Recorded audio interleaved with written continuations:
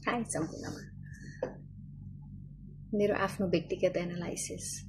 कहिलेकाहीँ मलाई लाग्छ कि म सही अभिभावक बन्न सकेको छैन। कति ठाउँमा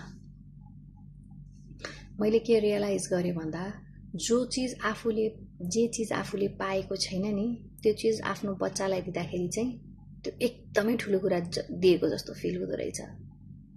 हाम्रो आमा बाबाहरूले हामीले तँलाई यति धेरै पढायौँ, तँलाई यति धेरै लेखायौँ, यो गर्यौँ त्यो गर्यौँ एन्ड देन भन्नुहुन्छ नि, अनि हामीलाई एकदम धेरै रिस उठ्छ। कस्तो किचकिच गरेको, यति त जसले पनि गर्छन् जस्तो लाग्छ नि।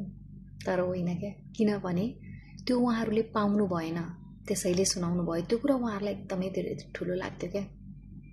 त्यही भएर सधैँ कम्प्लेनै मात्र गर्नुभन्दा पनि विचार गरौँ त।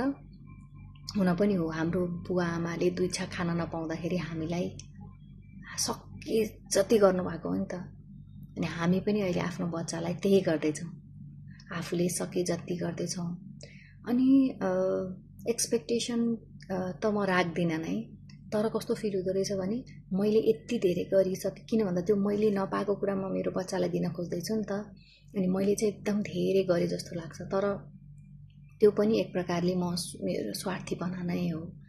अनि 2-3 ठाउँमा यस्तो रियलाइज गरेको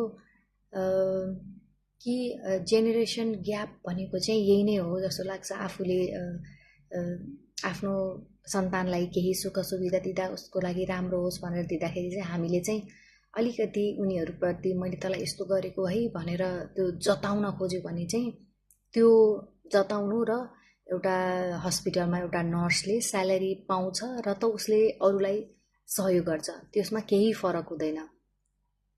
त्यसैले म पनि प्रयास गर्दैछु आफू सुध्रिनको लागि। किन भन्दा बच्चा जन्माउनु मात्र ठुलो कुरा होइन रहेछ, बच्चासँगै जन्माउन पर्दो रहेछ। बच्चासँगै आफू पनि हुर्किँदै बढ्दै सिक्दै सिकाउँदै जानु पनि प्रोसेस रहेछ। कति धेरै कुराहरू सिक्दैछु मैले लाइफमा, बच्चा हुर्काउने क्रममा।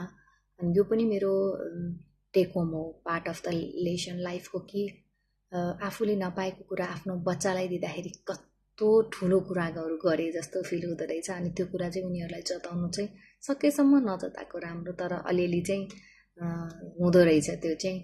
अनि अहिले मलाई रियलाइज हुँदैछ कि हाम्रो बुवा आमाले किन हामीलाई त्यति धेरै भन्नुहुन्छ होइन, कि मैले तँलाई यो गरेँ त्यो गरेँ यस्तो गरेँ त्यस्तो गरेँ भनेर, किनकि उहाँहरूले त्यो कहिल्यै पाउनु भएन क्या। अनि उहाँहरूलाई त्यो एकदम ठुलो लाग्यो। तर हामीलाई कस्तो लाग्छ, यो त एकदम साधारण हो, जसले पनि गर्छ नि भन्छ नि, तर त्यो चाहिँ होइन। Think positive. शुभ दिन।